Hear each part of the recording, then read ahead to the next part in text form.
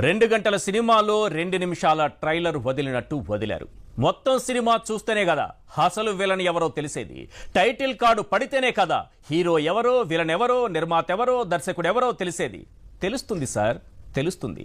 అతి త్వరలోనే తెలుస్తుంది.